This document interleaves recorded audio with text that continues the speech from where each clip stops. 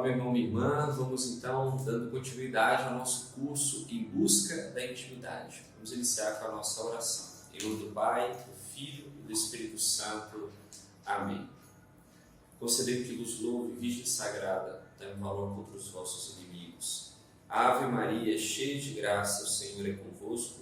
Bendita sois vós entre as mulheres, e bendito é o fruto do vosso ventre, Jesus. Santa Maria, Mãe de Deus, rogai por nós, pecadores, agora e na hora de nossa morte. Amém. Colocai-vos, ó Virgem fiel, como selo sobre o meu coração, para que em vós e por vós seja eu achado fiel a Deus. Maria de Nazaré, rogai por nós. Em nome do Pai, do Filho e do Espírito Santo. Amém. Essa oração, para quem não sabe, é a oração da coroinha de Nossa Senhora, um trechinho que a gente acabou de rezar, da coroinha de Nossa Senhora, de São Luís Maria de Montfort, que é baluarte da nossa comunidade. Muito bem, nós vamos dando continuidade ao curso deste famoso livro, As Três Idades da Vida Interior, do Padre Reginaldo Lagrange. E nós estamos no capítulo 4. Tivemos algumas formações, algumas aulas, e principalmente no capítulo 3, tivemos quatro aulas referentes ao capítulo 3, que é muito amplo, que trata do organismo sobrenatural. E agora a gente entra então no capítulo 4, que vai falar sobre a Santíssima Trindade. O tema mesmo, o título desse capítulo 4 é a Santíssima Trindade presente em nós, fonte incriada de nossa vida interior. Então, no começo já do capítulo, o Padre Lagrange diz assim: depois de ter falado da vida da graça e do organismo sobrenatural, das virtudes infusas e dos dons, convém considerar a fonte incriada de nossa vida interior, que é a Santíssima Trindade, presente em todas as almas justas da terra, do purgatório e do céu. Então, aqui alguns elementos importantes que a gente já pode identificar sobre este capítulo 4. A primeira coisa é que a Santíssima Trindade, o próprio Deus, é a presença, assim ele chama, a fonte incriada da nossa alma. Olha que interessante. Ou seja, quando nós fomos criados, houve ali, do ponto de vista natural, nosso nascimento natural, a partir da fecundação dos espermatozoides, do óvulo, enfim, do desenvolvimento da gestação, do desenvolvimento da natureza humana, de cada um de nós. Nós temos ali aquela graça suficiente, a graça da existência. E depois, ali já existe um organismo sobrenatural, porém ele passa a ter vida de fato a partir do nosso batismo. Não é assim? Porque nós nascemos no pecado. E o pecado é aquilo justamente que nos afasta da vida da graça, do organismo sobrenatural, do desenvolvimento do organismo sobrenatural, o estado de graça. Porém, existe em nós uma presença. E aqui é importante nós deixarmos claro que esta presença de Deus em nós, ele também tem dois aspectos. Também tem um aspecto suficiente e também tem um aspecto da graça. Deus está presente em toda a sua criação. Ou seja, ele mantém toda a existência no seu ser, não é isso? Ele sustenta o ser com a sua vontade, a sua benevolência. Deus tem esta capacidade de sustentar a sua existência, a existência do universo. Portanto, Deus está presente em todas as coisas. Porém, no ser humano, ele possui uma presença incriada, ou seja, a presença do próprio Deus, foi do Criador, não de criatura nenhuma, mas a presença do próprio Deus em nós, isso somente no ser humano de fato. Aqui vai dizer, inclusive, as almas, presente em todas as almas, sejam elas justas da terra, ou seja, as almas que estão em estado de graça, as almas do purgatório, que sim estão em um estado de graça, mas em purificação, certo?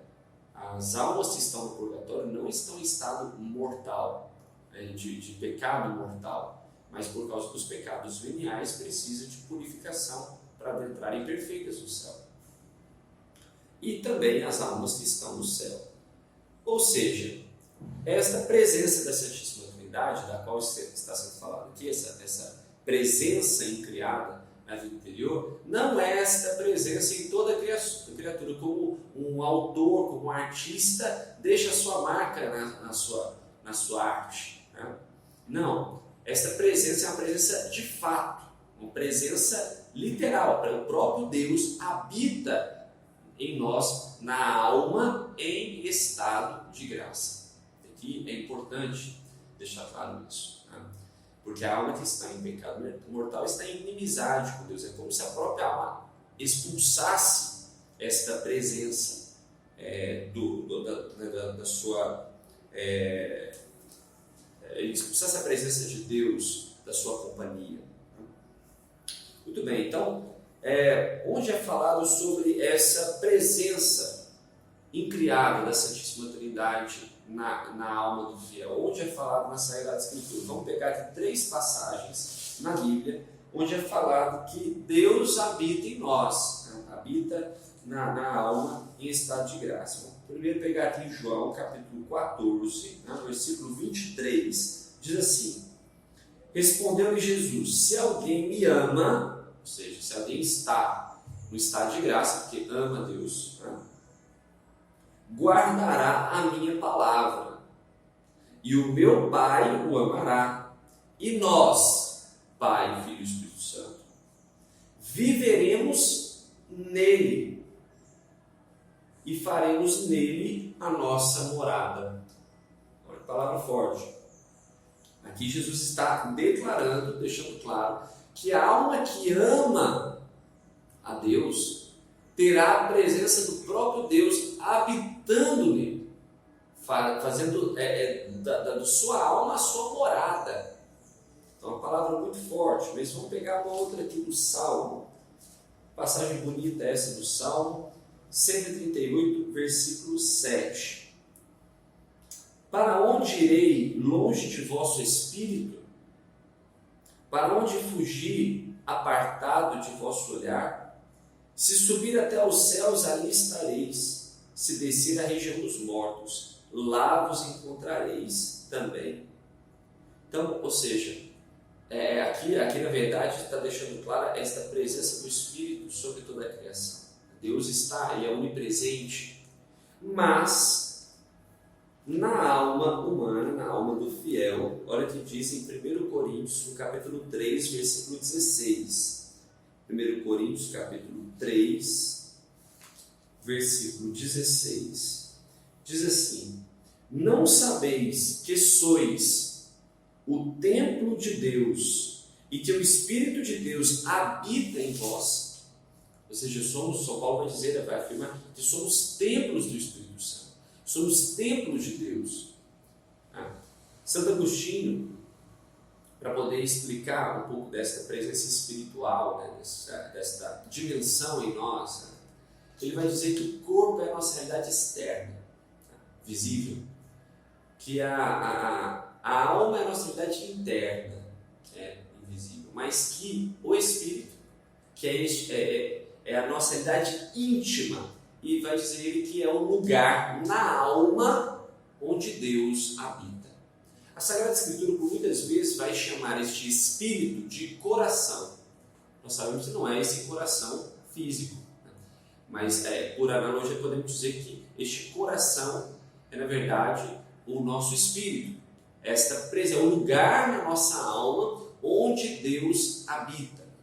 Na linguagem teresiana, nós podemos chamar esse espírito, esse coração, de castelo interior.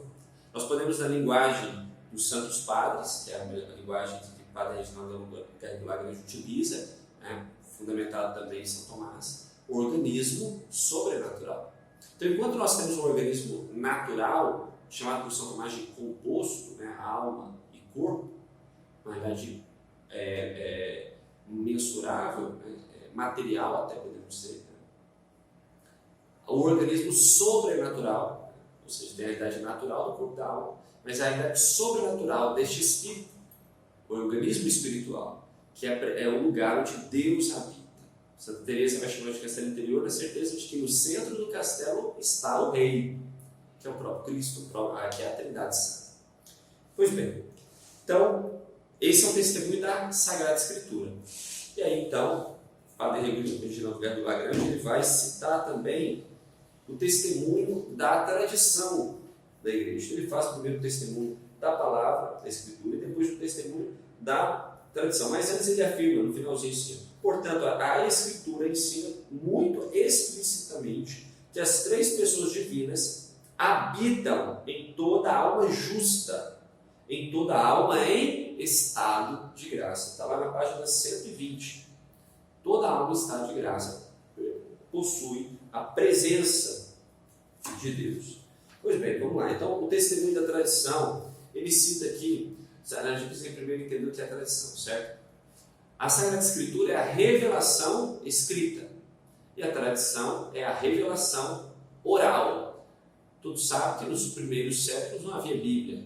A Bíblia foi sendo escrita e depois guardada, armazenada, depois discernida pelo magistério da igreja, o que era canônico, o que não era canônico, né? Enfim, mas a tradição é de fato esse testemunho dos primeiros séculos, onde o Evangelho, a palavra de Deus, era anunciada oralmente, né? Nós temos aqui Santo Inácio de Antioquia, do segundo século, que ele vai chamar os cristãos de teotófilos, portadores de Deus. Ou seja, o cristão é aquele que possui Deus nele. E o caminho do cristão é um caminho interior, porque é como se o cristão desse a abertura para que cada vez mais Deus seja nele, para que ele vá se divinizando. É curioso, mas interessante isso. Deus, a pessoa de Jesus, se humanizou, sendo ele Deus, sendo ele da própria divindade, Senhor do céu e da terra. Ele fala criatura de Deus, não. É o próprio Deus, Criador de todas as coisas, se humanizou para que nós, seres humanos, pudéssemos então nos divinizar. E como é esse processo de cristificação, de nos tornarmos novos cristos? É de fato um processo interior, onde este Deus que habita em mim vai como que tomando conta, ao ponto de dizermos, um dia quem sabe, se Deus quiser, como São Paulo, já não sou eu que vivo, mas é Cristo que vive em mim. Então é este o processo de permitir que Deus habite e haja em nós. Então Santo Inácio de Antioquia, no segundo século, século II, depois de Cristo, vai falar justamente de chamar os cristãos de teotófilos. E na página 121, 122, eu vou ler para poder fundamentar ainda mais esse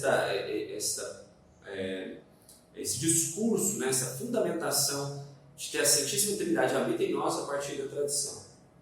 Deus está presente em todas as coisas, por seu poder. Olha só, primeiro, pelo poder de Deus, pela sua onipotência, Ele está presente em toda a criação. Na medida em que tudo lhe está submetido por sua presença, na medida em que tudo está a descoberto diante dos seus olhos, por sua essência, na medida em que ele está intimamente em todos os seres como causa de sua existência, vai dizer São Tomás. Mas Deus não está no homem somente desta maneira. Ele é, além disso, conhecido e amado por ele, pois nossa própria natureza nos faz amar, desejar, buscar o bem. Deus, por sua graça, reside na alma justa como um templo, de uma forma muito íntima e especial.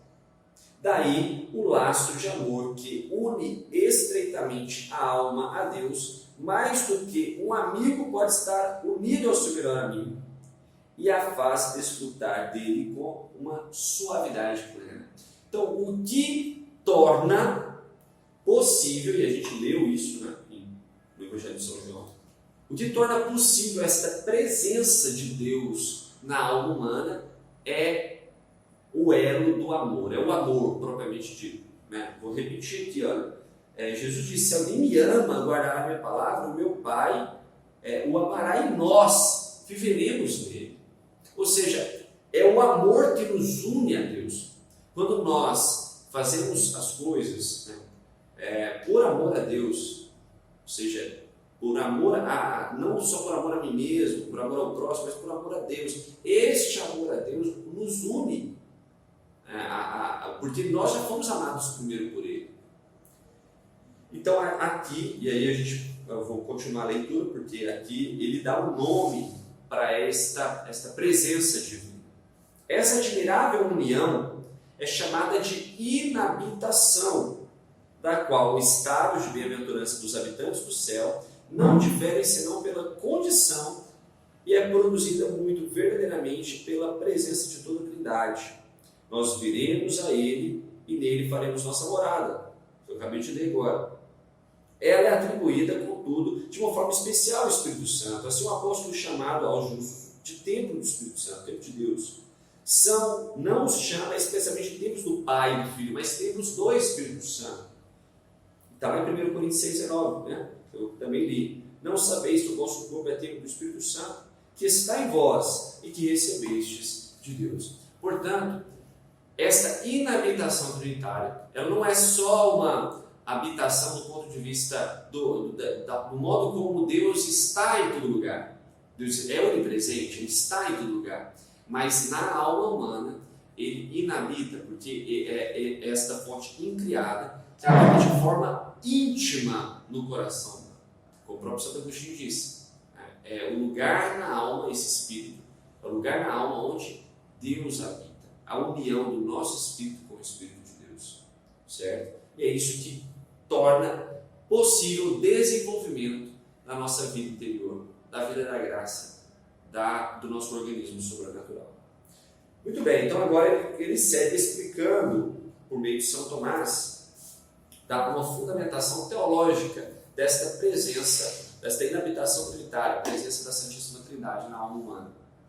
E aí então ele vai fazer aqui dar uma explicação teológica. Fechei aqui na página 124, em que ele vai, através de São Tomás, explicar essa inabitação, a fundamentação teológica. Uma pessoa divina nos é enviada enquanto existe em nós de uma nova maneira. Ela é dada enquanto nós a possuímos. Ora, nenhuma dessas duas coisas é possível senão pela graça santificante. Lembrando, graça santificante é igual a graça habitual, é igual a organismo sobrenatural, certo? Ou seja, enquanto estamos em estado de graça, a graça santificante opera em nós. Deus, com efeito, já está em todas as coisas de maneira geral, por sua essência, seu poder, sua presença, como causa dos efeitos que participam de sua bondade. Mas além desta presença, está reforçando também o que eu li.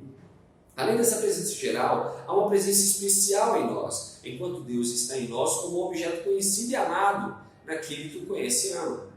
E como por sua operação, isto é, pelo conhecimento e amor sobrenaturais, a criatura racional atinge o próprio Deus, ao invés de dizer que, de acordo com esse modo especial de presença, Deus está na alma justa, dizemos que Ele habita nela como em seu templo. Assim, nenhum outro efeito, senão a graça santificante, pode dar razão desse fato de que uma pessoa divina esteja de uma nova maneira presente em nós. Vamos entender que existem, então, podemos dizer aqui, de certa forma, três presenças. Podemos talvez dizer dessa maneira. O Deus Criador de todas as coisas, certo? Ele é onipresente, está em toda a sua criação. Correto? Porém, de forma muito específica e particular, Deus, na pessoa do nosso Senhor Jesus Cristo, está presente na Sagrada Eucaristia, certo? Do qual ali ele faz, aquela igreja, aquela capela, aquele sacrário, o seu templo, certo? Primeira pessoa da Santíssima Trindade, Deus Pai, presente em todas as coisas. Deus Filho, presente como alimento, como sustento, como para ser adorado, amado na Eucaristia. Porém, há uma presença que o próprio São Paulo diz, que é a presença do Espírito Santo na alma humana, no espírito humano, que que faz com que nós sejamos templos também. A criação é um templo, de um modo. A igreja é um templo, de um outro modo. O nosso corpo também é templo do Espírito Santo. Portanto, não há como separar o Espírito Santo do Pai e do Filho, estão intimamente unidos. Né? Então, nós somos, então, templos da Trindade Santa. Correto? Então, é importante ter esta concepção desta presença de Deus na alma humana. Então essa é a explicação teológica desse mistério. E qual que é a condição para que a Santíssima Trindade habite em nós? Está aqui, para que a Santíssima Trindade habite em nós, contudo, não é necessário que esse conhecimento quase experimental seja atual, conhecimento da Trindade. Basta que o tenhamos em potencial pela graça das virtudes e dos dons. Assim, a habitação da Santíssima Trindade permanece no justo, mesmo durante o sono, ou seja, Deus poderia estar consciente dessa presença, enquanto ele permanecer em estado de graça. Então aqui vamos deixar claro. Esta presença da Trindade Santa na alma humana só é possível quando estamos em estado de graça. Pense só, meus irmãos. Quando nós pecamos mortalmente, nós abdicamos da presença de Deus em nós. Santa Teresa ela usa um outro modo para explicar a mesma coisa. Ela diz que nós estamos fora do castelo. Mas se nós formos refletir desta forma, na verdade, é Deus que habita fora de nós. Entende? Mas é curioso essa fala de Santa Teresa, porque Deus está em nós mais do que nós mesmos. É como se, de certa forma, dentro desse organismo sobrenatural, fôssemos nós que nos afastássemos da vida interior, da vida da graça. Então não é Deus simplesmente que sai de nós, é como se Ele deixasse de estar em nós. É nós que não estamos presentes verdadeiramente em nós mesmos, porque o pecado nos desordena. O pecado nos afasta da verdade pelo qual existimos, que é para nos santificarmos, para sermos plenamente de Deus. Portanto, é nós que nos afastamos desta presença. De fato, por liberdade, por opção, porque o pecado mortal exige que haja liberdade, consentimento. E para a gente terminar, quais são as consequências para a nossa espiritualidade desta presença da Trindade em nós? Então, 2 pontos. Primeiro, para a nossa espiritualidade, a Santíssima Trindade presente em nós gera progresso interior na medida que cresce o amor. Quanto mais cresce o nosso amor para com a Trindade, maior é o nosso progresso interior.